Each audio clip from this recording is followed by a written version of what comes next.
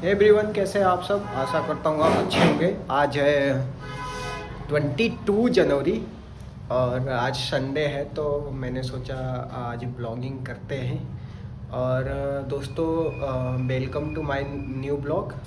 दोस्तों, ब्लॉगिंग करना बड़ा मुश्किल काम है।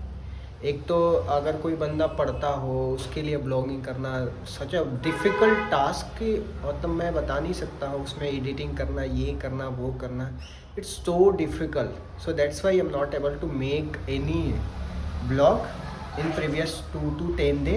सो अगेन एक बारी फिर से मैं आप लोग से माफ़ी चाहता हूँ और मैंने सोचा फिर से ब्लॉगिंग करते हैं, स्टार्ट करते हैं। तो ये मेरा फिर से न्यू ब्लॉगिंग है। आशा करता हूँ आप लोग सपोर्ट करेंगे। थैंक यू एवरीवन, कैसे हैं आप सब। आशा करता हूँ आप लोग अच्छे होंगे। Welcome to my new blog and after such a long time I thought that कि today I will make a blog.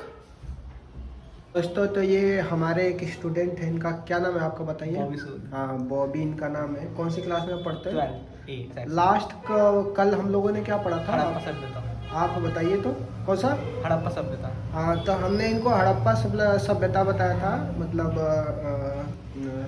Indus valley civilisation के बारे में हाँ, बताया सिंधुघाटी था। सभ्यता। तो आप बताइए तो इंडस वैली सिविलाइजेशन का टाइम पीरियड कब से कब तक रहता है। 2600 से लेके 1900 ईसा पूर्व। हाँ जी, ये तो बड़ा सही आपने बताया।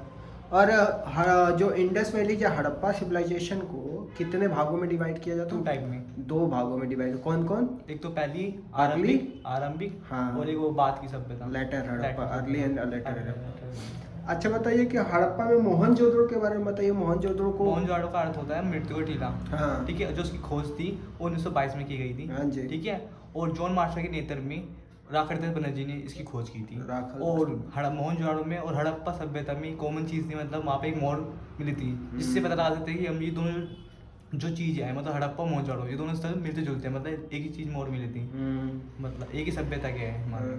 तो वहाँ पे जो जो मोहनजोदड़ो में जो ग्रेट बात जिसे विशाल जी जी, स्नानागार बोला विशाल जाता है, स्नानागार। उसके बारे में जी, वो बताइए। दुर्ग में मिला है। दुर्ग में मिला है और वो आयताकार का होता है। उसके उत्तर और दक्षिण में सीढ़ियाँ बनी होती थी और वो विशाल अनुष्ठान कार्य के लिए इस्तेमाल किया जाता था। स्पेशल और उसके ओकेशनल। चारों ओर बाथ मतलब कमरे बनाए गए थे हैं, और जो उसकी जो स्नानघर की जो एक नाला था, गलियारे बनाए गए होते बनाए थे। गए थे, हाँ। और कोर्टयार्ड जिसे बोला जाता है। जी जी, और एक बड़े से नाले से गंदा पानी बाहर निकाला जाता था उसका, हाँ जी। स्नानघर का। ये था। निचला शहर और ऊपरा शहर में क्या अंतर, जी, मतलब जो दुर्ग नीचे और निचला शहर में। दुर्ग और निचले शहर में ये अंतर है। जो दुर्ग था वो ऊंचे ऊंचे स्थान में बनाया गया था और छोटी आकृति का था। क्षेत्रफल में छोटा था और ऊंचे चबूतरे बनाया गया था। चबूतरा का मतलब मीन होता है, मतलब कि ऊंचे टीलों पे बनाया गया था। ऊंचे टीलों पे और बनाया जाता था। अनुमान लगाया गया है कि वो कच्ची ईंटों का इस्तेमाल करते थे, पक्की ईंटों का इस्तेमाल करते थे। ऐसा अनुमान अभी तक नहीं लगाया गया अभी पुरातात्विक ने। उन लोगों का जो वेटिंग सिस्टम था, जी तो हाँ, क्या। वो 2 के सिस्टम पे चलता था। 2 4 6 8 16 ऐसे चलता था। नहीं, 2 2 4 4 8 8 16 16 32 32। 64। हाँ, और एक लास्ट टाइम पीरियड था वो मैं भूल गया, जो लास्ट तक था वो 1200 ऐसे कुछ था। कुओं के कितने एविडेंसेस मिले। 700 लगभग मिले। तो और हड़प्पा में हाँ, कुओं के एविडेंसेस और जो कुएं 700 के मिले। मतलब जो कुएं को जो वहाँ पे वो बनाया जाता था, वो मतलब आंगन से बाहर बनाया जाता था, जिससे रागी जो होते हैं मुसाफिर उसका इस्तेमाल कर सकें। वहाँ के जीवन यापन करने के क्या तरीके थे, हमने जी बताया था जी आपको। जी, जीवन यापन करने के तरीके मतलब कि वो मतलब हाँ, पेड़ों से अपना फसलों से, फसलों कृषि से पहला तो हाँ। जीवन कृषि और पे मतलब आधारित कि होता है। एक मोहर, हड़प्पा मोहर मिली थी, वहाँ पे वृक्ष मिला था। उस मोहर पर वृक्ष, एक बैल वाला सिंह मिला, वृषभ मिला था ना। हाँ, जिससे अनुमान लगाया गया है कि पुरातत्वविदों ने अनुमान लगाया है कि वहाँ पे कृषि के लिए बैलों की वो जुताई के लिए बैलों का इस्तेमाल किया जाता होगा, ये अनुमान लगाया गया है। तो खेती के कहाँ साक्ष्य मिले हैं ये हड़प्पा में। खेती के बनावली और हरियाणा में, वो बनवाली। बनावली जो है वो हरियाणा में है, और चोलिस्तान जो पाकिस्तान में, इन 2 स्थलों पे जुदे खीते शास्त्र मिले। और कालीबंगन से हमें मिट्टी के हल के शास्त्र मिले। मिट्टी का मतलब कि मिट्टी के जो खिलौने बनाए जाते हैं, मतलब वो उससे हल बनाए मिट्टी वो मिले जाते हैं, तो उससे मिल जाता है कि मतलब हल जोतने खेत जोतने के लिए हल का इस्तेमाल किया जाता होगा। धौलावीरा कहाँ पे है। जो धौलावीरा जो है हमारा गुजरात में थी। गुजरात में। नागेश्वर बालाकोट कहाँ पे। नागेश्वर जो है हमारा वो नागेश्वर हमारा गुजरात में, बालाकोट जो है वो पाकिस्तान में है। ये दोनों समुद्र तट पर स्थित वो थे, और यहाँ पे सिल्क उत्पादन का केंद्र माना जाता था। यहाँ पे संघ और कराचियाँ और पिचकारियाँ के उत्पादन, मतलब वो इंडिया में शिल्प उत्पादन का क्षेत्र किसको कहा जाता है। सिलो चुनौतड़ो को जी। चनोदड़ो को कितने हेक्टेयर में 7 फैला एकड़ हुआ में था? फैला है, 7 एकड़ में फैला है। और जो मोहनजोदड़ो है वो 25 एकड़ में फैला है 25। किन किन चीजों का शिल्प उत्पादन में क्या क्या चीजें होती जी। मन के पाट, मोहरे और फलके हो गई और मतलब ये चीजें आदि एग्जैक्ट। हाँ तो ये देखिए इनकी बॉबी की जो प्रिपरेशन है बहुत तगड़ी चल रही है। आप लोग भी अगर 12वीं क्लास में या कोई ऐसा लोग है जिनको ये सब चीज़ें नहीं पता है तो आप लोग को भी पता होना चाहिए। ठीक। तो आज जो है ईंट, मनके और अस्थियां जिसमें हड़प्पा सिविलाइजेशन है उसको फिर से रिवीजन करने वाले हैं। तो हड़प्पा सिविलाइजेशन में सबसे मेन बात क्या है? हड़प्पा का क्या, हड़प्पा का क्या, हड़प्पा का मुंह है। मुहर पे किस चीजों का चित्र बना होता था? किस चीजों का चित्र बना होता है? एक तो एक सिंगी वाला क्या है, एक सिंगी वाला जानवर होता था, एक सिंगी वाला जानवर होता था। और क्या कुछ चित्र होते थे, कुछ लिपि होते थे जिसको अभी तक पढ़ा नहीं गया है। हड़प्पा सिविलाइजेशन को दो भागों में डिवाइड करते हैं। एक तो अगली हड़प्पा हो गया, एक को लेटर हड़प्पा बोलते हैं। अगली ये टोटल टाइप कितना 2600 से लेकर के 1900 के बीच में। अब ये हो गया हड़प्पा। तो हड़प्पा की जानकारी का स्रोत क्या था? तो क्या स्रोत था जानकारी का? सबसे पहले तू बता क्या स्रोत था, बता। सबसे पहले क्या होते थे उनके? आभूषण, मृदभाग और क्या बता, बर्तन और क्या, औजार। नहीं, ये 4-5 चीजें थे ना उनके हड़प्पा के। किसी भी चीज के बारे में सोर्सेस होता है तो वो चीज जो आर्कोलॉजिस्ट होते थे जिसके बारे में क्या करते थे, किसी भी चीज के बारे में जानकारी पा लेते थे तो उसको क्या उसमें पता चलता था कि अच्छा ये चीज है तो ये होता होगा।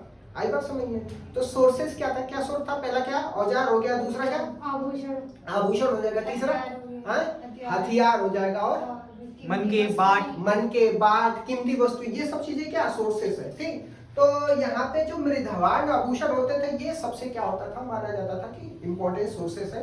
और सिंधु घाटी सब जो हड़प्पा सिविलाइजेशन है इसी को क्या बोलते हैं, इंडस वैली सिविलाइजेशन बोलते हैं। नहीं, इसी में इसमें आपको आ जाएगा क्या, मोहनजोदड़ो आ जाएगा, इसी में आ जाएगा क्या, हड़प्पा सिविलाइजेशन हो गया। क्योंकि इंडस रिवर के किनारे बहती थी तो इस वजह से इसको क्या बोला जाता था, इंडस सिंधु घाटी सभ्यता बोला जाता था। ठीक। अब इनके बीच में जो 2600 से 1900 ईसा पूर्व के बीच का टाइम को क्या बोला जाता है, हड़प्पा। तो शुरुआत में जो हड़प्पा के लोग होते थे तो क्या करते थे ये लोग, बड़े पैमाने पर यहाँ पे जले हुई चीजों के, अनाजों के साक्ष्य मिले तो इनसे पता चलता होगा कि लोग क्या करते होंगे, खेती करते होंगे। तो पहली बात हम इसमें देखेंगे कि जीवन निर्वाह के क्या थे, जीवन निर्वाह के क्या तरीके थे हड़प्पा के लोगों के। What is the way for the living. तो सबसे पहला क्या था बताइए जीवन।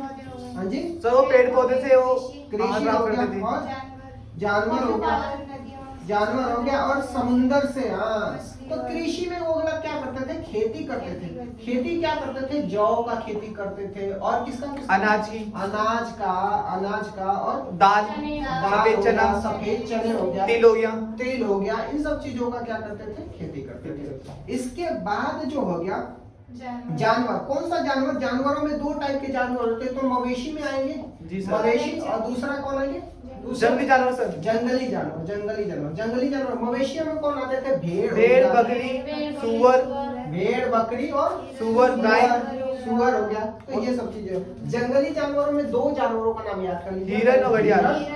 हिरन और क्या, घड़ियाल। अच्छा, तो यहाँ से भी कुछ साक्ष्य मिले क्या, समुद्र के किनारे से? जी सर, मछली और पक्षी की हड्डियां, मछली और क्या, पक्षियों के भी क्या मिले, पक्षियों के साक्ष्य मिले। तो ये हो गया हड़प्पा सिविलाइजेशन में। अच्छा, तो हम लोग कृषि, जीवन निर्वाह के तरीके हमने देखे। अब हम देखते हैं कि वो कृषि से क्या करते थे, तो कैसे पता चलता था। तो आप जब हड़प्पा का देखोगे तो उसमें आपका क्या पे कालीबंगन हो गया, कौन सा, कालीबंगन हो गया, जहाँ पे क्या मिले, खेत के शास्त्र, जूते हुए खेतों के साक्ष्य मिले। और यहाँ पे जो कैसे जुताई होती थी, यहाँ पे 2 ग्रीड पैटर्न में जुताई होती थी। तो इससे पता चलता है कि एक ही समय में कितनी फसलें होती थी, 2 फसलें होती थी। तो जूते हुए खेतों के साक्ष्य कहाँ पे मिले, राजस्थान को कालीबंगन से। कालीबंगन कहाँ पे, सर राजस्थान में। और कहाँ पे, बनवाली कहाँ पे, सर हरियाणा हो गया, बनवाली हो गया हरियाणा। मिले, हाँ, मिट्टी के हल मिले चोलिस्तान और बनवाली में। कहाँ, चोलिस्तान, हाँ, चोलिस्तान पाकिस्तान में, कहाँ पे? चोलिस्तान पाकिस्तान में। पाकिस्तान में यहाँ पे भी क्या मिले? जूते हुए खेतों के साथ। हाँ, और ये हो गया बनवाली आ गया। हाँ। अच्छा, तो खेती करने के लिए पानी चाहिए ना, तो पानी में नहरों के साक्ष्य कहाँ मिले? तो नहरों के साक्ष्य मिले अफगानिस्तान शोरतगई में। कहाँ पे? शोरतगई में। तो यहाँ पे लिख देता हूँ शोरतगई। अब कहाँ पे? अफगानिस्तान। क्या? हाँ, तो धौलावीरा, ये देखिए धौलावीरा में क्या मिला है? धौलावीरा में क्या मिला है? सर जलाशय मिला है। धौलावीरा में जलाशय के क्या? शास्त्र मिले। हाँ जी, जलाशय के साक्ष्य मिले। तो धौलावीरा कहाँ पे है जी? सर गुजरात में। गुजरात में। कहाँ पे?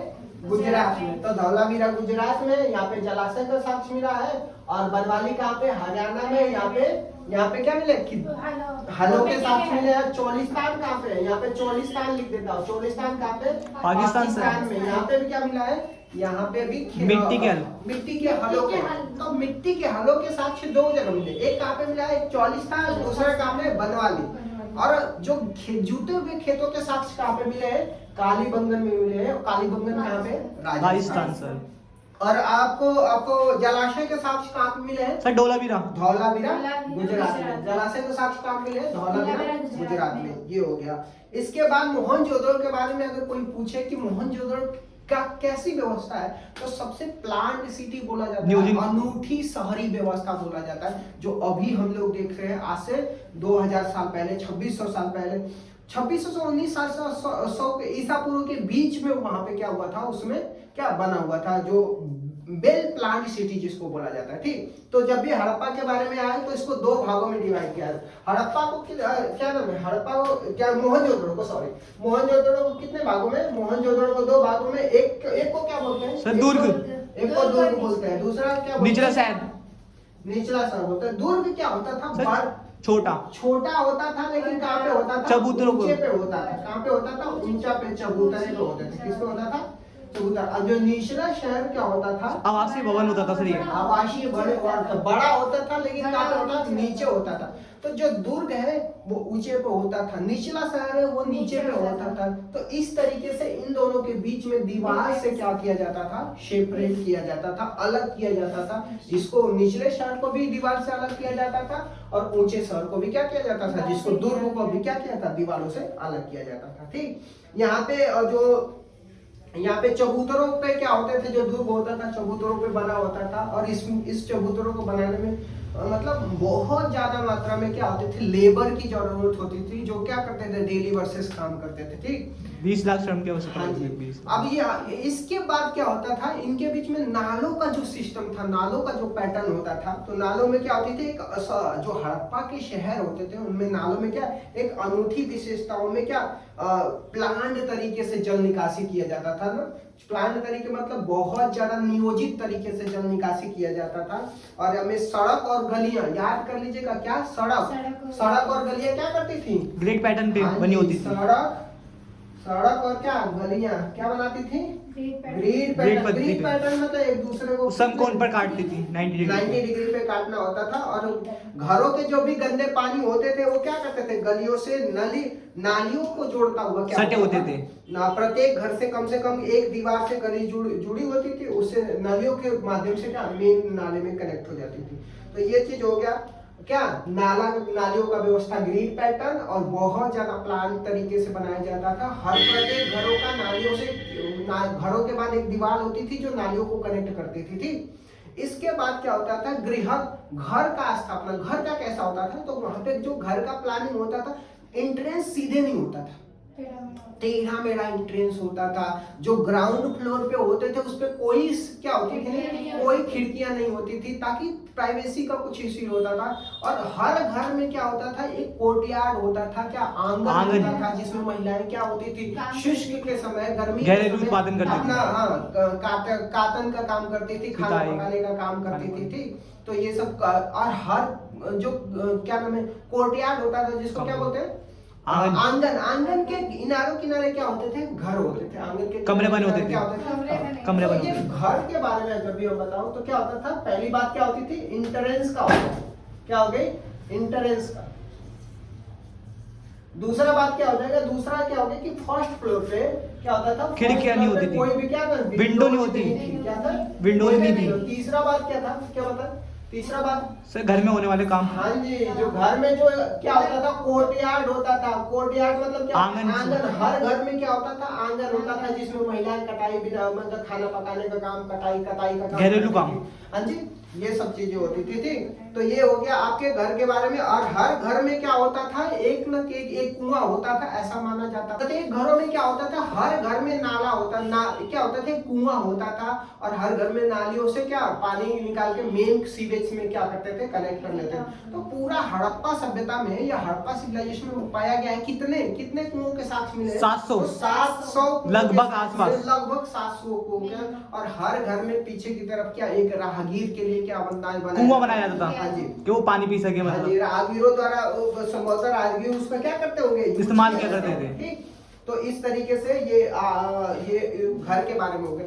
अगर दुर्ग की बात करें, हमने तो बात कर दिया निचले शहर में। निचले शहर में क्या होता था, वहाँ के लोगों का रहन सहन क्या होता था, कैसे वो लोग क्या करते थे, जल निकास प्रणाली क्या होता था, ये सब चीजें। अब दुर्ग की बात करते हैं, जो दुर्ग जो है जिसको ऊंचला शहर बोलते थे या ऊंचे वाला शहर बोलते थे, तो इसमें क्या होता था, इसमें सबसे एक तो माल गोदाम होता था जिसको क्या बोलते हैं, गोदाम बोलते हैं, जिसमें सामान स्टोर कर रखते थे। सामान को स्टोर करने में एक ऐसी विशाल संरचना होती है जिसमें ईंटों से बने हुए निचले शहर निचले हिस्से से, जबकि ऊपरी हिस्सा क्या संभवतः लकड़ी से बने होते थे।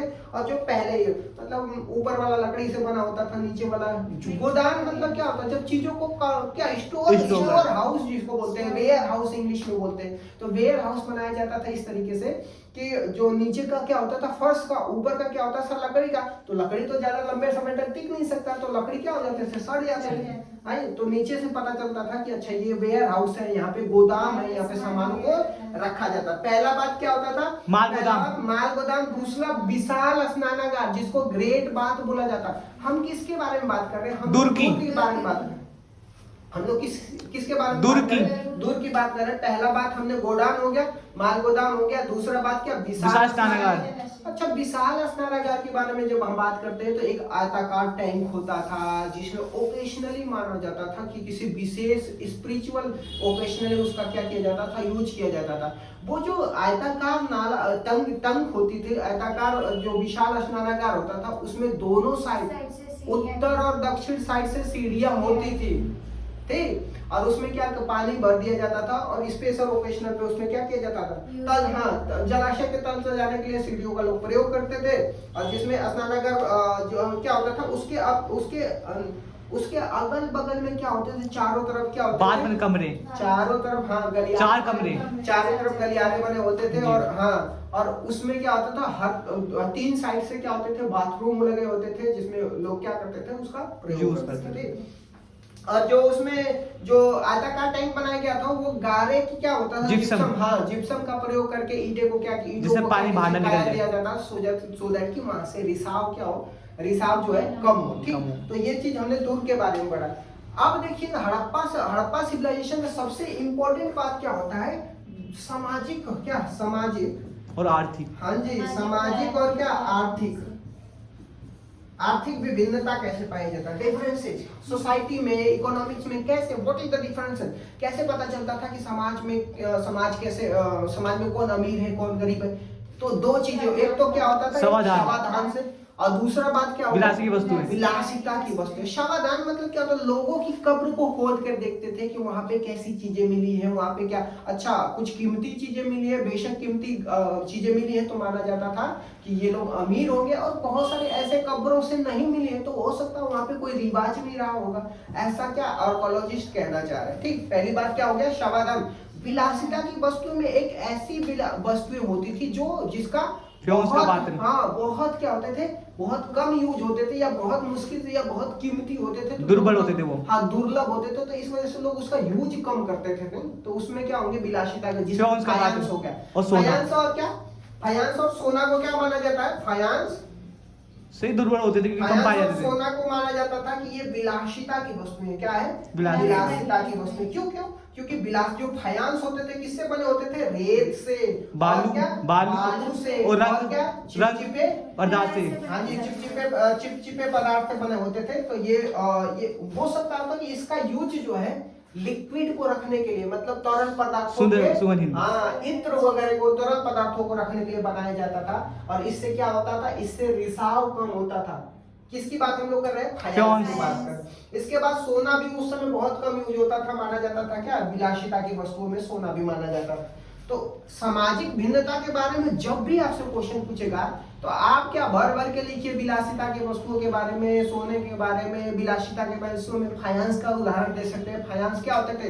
रेत, बालू, रंग के पदार्थ मिलते। हाँ, चिपचिपे लाल पदार्थ, चिपचिपे रंगों से क्या उसका यूज करके फायांस को बनाया जाता। फायांस क्या एक टाइप का घड़ा टाइप का होता था जिसका यूज कोई या कोई द्रव पदार्थ या लिक्विड टाइप का पदार्थों को रखने के लिए किया जाता था। ठीक। अच्छा, तो कब्र से पहला पता चल गया। कब्र से सामाजिक डिफरेंसेस की बात हम, किसी के कब्र में कुछ बेसाकीमती गहने, आभूषण और मनके और पत्थर ये मिले हैं। किसी के कब्र से कुछ और मिले हैं। किसी के कब्र से क्या तांबे के क्या मिले हैं? तांबे के दर्पण प्राप्त हुए हैं। तो ऐसा माना जाता था कि लोग क्या हो गया, एक जीवन के बाद दूसरे जीवन में भी क्या करेंगे, इसका यूज करते होंगे, इसलिए उनकी कब्र में क्या इन सब चीजों को दफना दिया जाता है। विलासिता की वस्तुओं में फायांस और सोना हो गया। ठीक। तो पहली बात क्या हो गया? कब्र हो गया। दूसरी बात क्या हो गया? विलासिता की वस्तुएं हो गया। अच्छा, तो इससे सामाजिक महंगे पदार्थों से जो बनी वस्तुएं होती थी वो माना जाता था कि दुर्लभ होते थे। सामान्यतः क्या होते थे? मोहनजोदड़ो, हड़प्पा के जैसी बड़ी वस्तुओं में ही ये जो दुर्लभ चीजें होती थी ज्यादातर शहरों में केंद्रित होते थे।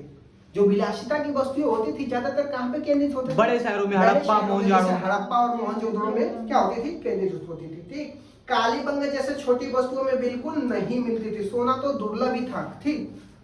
अच्छा, तो नेक्स्ट टॉपिक जो है हम लोग का क्या है? शिल्प उत्पादन। हम लोग विद इन द क्या 10 से 20 मिनट में हम लोग सारा रिवीजन कर रहे हैं शिल्प उत्पादन का।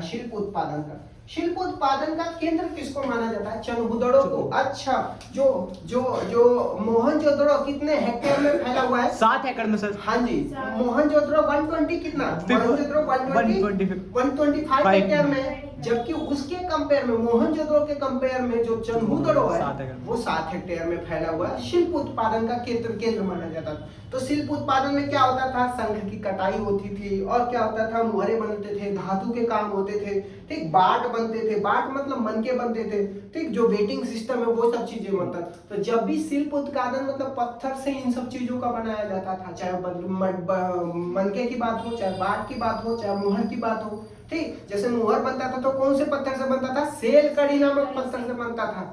कौन से पत्थर से बनता था? सेलकड़ी नामक पत्थर से बनता था। ठीक। तो कालीबंगन में जो मनके का निर्माण, जो चनहुदड़ो में जो शिल्प उत्पादन का केंद्र होता था, उसमें आपका एक आएगा कार्लिनियन आएगा। कार्लिनियन क्या है? एक पत्थर, लाल रंग का पत्थर। हाँ जी, कार्लिनियन सुंदर लाल रंग का क्या होता था? सुंदर लाल रंग का पदार्थ होता था। ठीक।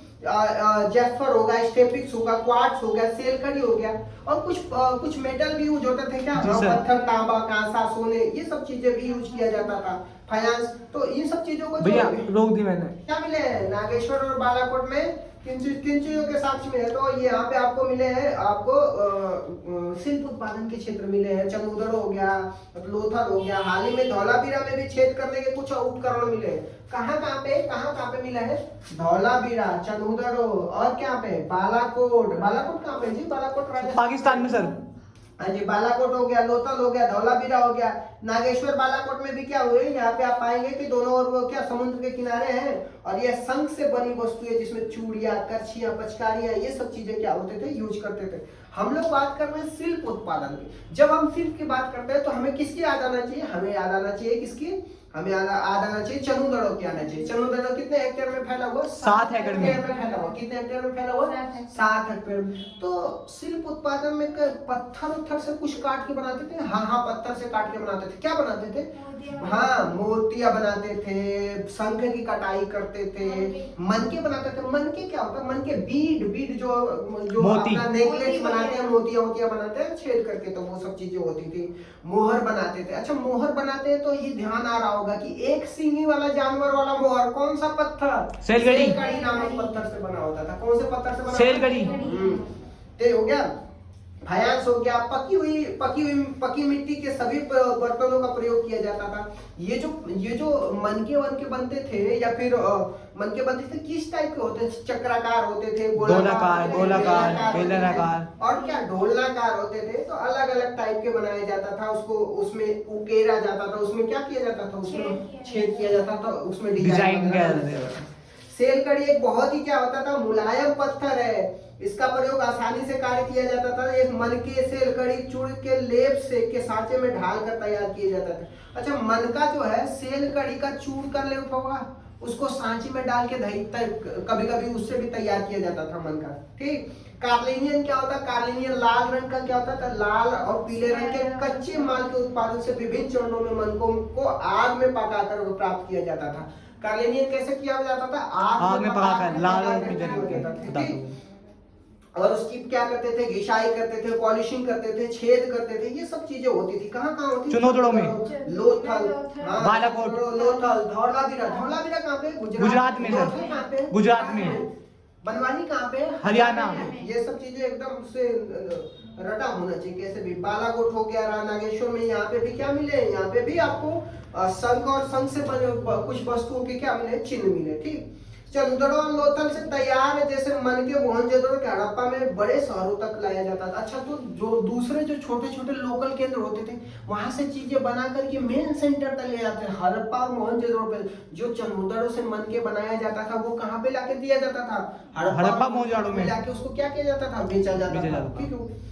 उत्पादन की केंद्रों की पहचान कैसे करेंगे? अच्छा, किसी भी केंद्र की पहचान हम कैसे करेंगे? पहचान करेंगे वहां पे छोटे छोटे टुकड़ों में क्या होंगे? उसके कतरन या उसके जो सबूत, एविडेंस, डैमेज या वेस्टेज मटेरियल्स होते हैं। अच्छा, मंदिर का कोई मूर्ति वाला कहीं पे मूर्ति बनता होगा तो बहुत सारे पत्थर टूट के गिरे होंगे। कहीं पे अपना कोई सिलाई का काम करता होगा तो बहुत सारे, इसीलिए सेल जहाँ पे वो शिल्प उत्पादन का काम होता था बहुत सारे पत्थर के टुकड़े और खराब टुकड़े वहाँ पे रहते थे। तो इससे पता चलता है कि वहाँ पे क्या होती थी? वहाँ पे शिल्प उत्पादन का काम होता था। आई बात समझ में? क्योंकि जो कूड़े कचरे क्या होते थे वहाँ पे त्याग दिए जाते थे। अच्छा, तो एक चीज हो गया कि हमें पता चला माल प्राप्त करने संबंधी नीतियां। तो जब हम माल की बात करते हैं, मतलब रॉ मटेरियल की बात करते हैं, तो रॉ मटेरियल क्या हड़प्पा में ही होता था? नहीं, अलग अलग जगहों से क्या किया जाता था? हाँ, जो रॉ मटेरियल हो, कच्चे पदार्थ हो गया ना, जैसे मान लीजिए मनके बनाना है तो जरूरी नहीं है कि कार्लिनियन हो गया, जेप्सर हो गया, क्वार्ट्ज हो गया, ये सब पत्थर हड़प्पा में ही पाए जाते थे। नहीं, ये हड़प्पा में नहीं पाए जाते थे, ये दूसरे एरिया में पाए जाते थे और दूसरे एरिया से बना करके क्या लिया जाता? हड़प्पा और मोहनजोदड़ो में लाया जाता। ठीक। तो माल का प्रयोग शिल्प उत्पादन के लिए कई प्रकार के कच्चे माल का प्रयोग होता होगा। मिट्टी हो गया, स्थानीय स्तर पे तो उपलब्ध थे, लेकिन पत्थर हो गया, लकड़ी हो गया, धातु हो गया, ये सब चीजें क्या होते थे? बाहर से मंगाने पड़ते थे। बैलगाड़ी के मिट्टी से बने खिलौने ये बताते हैं कि वो सामान तथा लोगों को एक स्थान से दूसरे जगह क्या हो जाते थे? ले। अच्छा, बैलगाड़ी और बैल भी मिले हैं क्या? हाँ, इससे पता चलता होगा कि लोग क्या करते होंगे? दूसरे जगह से सामान और आदमी को क्या करते होंगे? एक जगह से दूसरी जगह ले जाने में उसका क्या किया जाता? प्रयोग करते होंगे। ठीक। परिवहन का सबसे मुख्य साधन क्या होता था? स्थल मार्गों द्वारा परिवहन का एक महत्वपूर्ण साधन माना जाता था। सिंधु और उस नदियों में बगल में बने नदी मार्गों तथा साथ ही क्या तटीय मार्गों का भी प्रयोग किया जाता। तो पहला जो है परिवहन का साधन लिखिएगा। परिवहन का साधन क्या क्या था? परिवहन का साधन क्या था? पहला क्या था? हाँ जी, बैलगाड़ी हो गया। दूसरा क्या हो गया? नदी। सिंधु और सिंधु की सहायक नदियां कौन कौन? सहायक नदी कौन सा बता? सिंधु नदी और हो गया, रावी नदी हो गई, रावी हो गया, सतलज हो गया, ब्यास हो गया। ये सिंधु की सहायक नदी है ना। तो इनसे क्या किया जाता था? हर जगह पोर्ट बनाया जाता था। पोर्ट क्या होता है? पोर्ट मतलब समुद्र के किनारे या नदी के किनारे एक ऐसा बना दिया जाता था जिसमें सामान लादने ले जाने का काम किया जाता था। तो परिवहन के लिए दो चीजें, एक तो बैलगाड़ी हो गया, क्योंकि ऋषभ और बैलगाड़ी के साक्ष्य मिले, बैलों और बैलगाड़ियों के साक्ष्य मिले तो हमें पता चलता होगा कि सामान और आदमी को ढोने के लिए क्या किए जाते होंगे? लोग बैलगाड़ी का प्रयोग करते होंगे। दूसरा चीज, पानी के माध्यम से। पानी कैसे? क्योंकि सिंधु नदी के किनारे दूसरी छोटी छोटी नदियां जो सहायक नदियां सिंधु नदी की थी, तो उन सहायक नदियों के माध्यम से वन ऑफ द बेस्ट तरीका था, एक सबसे सुंदर तरीका, सबसे आसान तरीका था नदियों में परिवहन का यूज करने। ठीक, नदियों से परिवहन का यूज करते थे, क्योंकि नदी के बगल में क्या बने होते थे, उनकी तटीय मार्गों में उसका प्रयोग करते थे। ठीक, वहां पे बने होते, नदी के बगल में पोर्ट बने होते, तो पोर्ट का यूज क्या करते थे, अपने सामान को ढोने में। उपमहाद्वीप के उसके आगे वाला भी पता चलता है, हाँ पता चलता है कि जो हड़प्पा की चीजें हैं, हड़प्पा के बाहर तक फैली हैं, हड़प्पा की बाहर तक फैली है। तो इससे ये पता चलता है कि लोग हड़प्पा की चीजों को दूर दूर तक ले क्या करते होंगे, दूर सुदूर देश क्षेत्रों तक उसको व्यापार करते होंगे। ठीक, जैसे आपको पता चलेगा कि नागेश्वर बालाकोट में जहाँ शंख आसानी से उपलब्ध था, बस्तियां स्थापित थी। कुछ अन्य पुरातन स्थल जहाँ पे अफगानिस्तान का सोर्तगई हो गया, यहाँ पे कीमती माने जाने वाला नीले रंग का जो लाजवद मणि सबसे अच्छे स्रोत के निकट स्थित था, जो लोथल जो था कार्नेलियन के लिए गुजरात में भड़ौच है, और सेलकड़ी कहाँ पे, राजस्थान उत्तरी गुजरात में, और धातु कहाँ पे, राजस्थान से। मतलब अलग अलग जगहों से स्रोत मिलते थे। हाँ बताइए। तो ये देखो, तो माल को प्राप्त करने की क्या नीति होती थी, तो माल को प्राप्त करने के लिए ये नीति होती थी कि अलग जगहों से अलग अलग चीजों को लाया जाता था। जैसे कौन सी चीजें, जैसे लाजवड मणि हो गया, सबसे स्रोत कहाँ है, जो सोर्तगई अफगानिस्तान है, वहां पे क्या मिलता था, वहां पे नीले रंग के और नीले रंग के पत्थर है, जिसे लाजवड मणि सबसे स्रोत माना जाता था। ठीक, दक्षिणी राजस्थान गुजरात में क्या माना जाता था, सेलकड़ी माल मिला जाता था। सेलकड़ी कहाँ पे मिलता था, कहाँ मिलता था, दक्षिणी राजस्थान और उत्तरी गुजरात में। धातु कहाँ पे मिलते थे, धातु राजस्थान में मिलते थे। तो कहने का मतलब हड़प्पा में सभी चीजें नहीं मिलती थी, कुछ चीजें क्या हड़प्पा से बाहर से लाया जाता था। ठीक, कच्चा माल प्राप्त करने की एक और नीति थी कि जैसे राजस्थान के खेतड़ी में किसके, तांबे के लिए जाना जाता था। तांबे के लिए क्या स्रोत है, कहाँ पे मिलता था तांबे, तो जब भी तांबा की बात करेगा, तांबा कहाँ मिलता था, राजस्थान। राजस्थान का कहाँ पे, खेतड़ी। राजस्थान के खेतड़ी में क्या मिलता था, तांबा मिलता था। इसके बाद और दक्षिण भारत से क्या मिलते थे, दक्षिण भारत से सोना मिलते थे। यहाँ पे लिख लीजिएगा, दक्षिण भारत से क्या मिलते थे, सोना मिलता था। तांबा कहाँ मिलता था, राजस्थान के खेतड़ी से मिलता। दक्षिण भारत से क्या मिलते थे, दक्षिण भारत से सोने मिलते थे। ठीक, अभियानों के माध्यम से स्थानीय समुदाय के साथ संपर्क स्थापित किया जाता था। कहीं कहीं तो हड़प्पाई वस्तुएं मिली है, ऐसे मिलता है कि खेतड़ी क्षेत्र में मिले साक्ष्यों से आर्कोलॉजिस्ट क्या करते हैं, गणेश्वर जोधपुरा संस्कृति का नाम दिया है। किसको दिया है, गणेश्वर जोधपुर। जो भी हाँ राजस्थान के खेतड़ी में जो हड़प्पाई चीजें मिली है ना, उसको लोगों ने क्या कर दिया, गणेश्वर जोधपुर का कल्चर नाम बता, क्योंकि कल्चर जोधपुर तो राजस्थान में है ना, तो गणेश्वर जोधपुर का कल्चर उनको नाम दिया। ठीक, अतः दूसरा पॉइंट है, सुदूर क्षेत्रों के संपर्क में, मतलब दूर के क्षेत्रों के संपर्क में। ऐसा बताते हैं कि जो तांबा है कहाँ पे मिला है, खेतड़ी मिला है। तो यहाँ का जो तांबा है अरब में जाके मिला है, मतलब अरब प्रायद्वीप के दक्षिण पश्चिम छोर पे स्थित ओमान से लाया जाता था। संभवतः अरब से जो वस्तुएं लाई जाती थी वहां पे, वो वहां पे भी क्या मिला, तांबे के कुछ ना कुछ एविडेंस मिले। तो इससे पता चलता है कि हड़प्पा के लोग और वहां के वो दोनों के बर्तनों में किन चीज का, तांबे का सब मिलता। ठीक, और ये बताते हैं कि तांबे और हड़प्पाई बर्तनों में दोनों में क्या निकल के अंश मिले हैं, और ये दोनों साझा उद्भव की ओर क्या बताते हैं, माना जाता है कि एक ही जगह उद्भव हुआ होगा, तभी दोनों में निकल के अंश मिले। ठीक, कहाँ पे, ओमान और हड़प्पा दोनों में किसके अंश मिले, निकल के अंश मिले। उनके बर्तन तांबे, इंडिया के बर्तन तांबे, और दोनों में किसके अंश मिले, निकल के अंश। तो इससे पता चलता होगा कि वो लोग क्या करते होंगे। भाई बैटरी लो हो गई, बंद कर दीजिए। कितना परसेंट है, 20। हाँ बंद कर दीजिए। बहुत दोस्तों, बड़ा दिन बाद ये सब शॉपिंग करके आज हम लोग चल दिए हैं। आज संडे था तो आज सोचे थोड़ा सब्जी वगैरह ख़रीद लेते हैं। एक वीक का फ्रूट वगैरह सब्जी वगैरह ख़रीदा था, आज कुछ सामान भी संडे को ख़रीदना था, तो इस वजह से हम लोग सामान ख़रीदे हैं और अपने फ्लैट की तरफ चल दिए हैं। स्टूडेंट लाइफ में यही तो है, टाइम नहीं मिलता है कि क्या करना है, कैसे करना है। एकदम बड़ा बिजी शेड्यूल रहता है, क्लासेज है तो कहीं रिवीजन है तो कहीं कुछ भी है, तो ये सब चीज़ें हैं। बुलेट भी अब ठीक हो गया है, इसका पैर में थोड़ा सा चोट लगा हुआ था, अब 100% सही हो गया। रिकवरी थोड़ा बहुत दिक्कत है, एक इस वीक तो हो सकता हो सही हो जाएगा ना बुलेट। नहीं तो जितना सूजा हुआ था और जितना डैमेज था तो हम लोग तो पूरी तरह से डर गए थे कि यार ये तो लंबा जाएगा क्या, लेकिन अब ठीक हो रहा है, अच्छा लग रहा है। मिलते हैं दोस्तों, बाय बाय।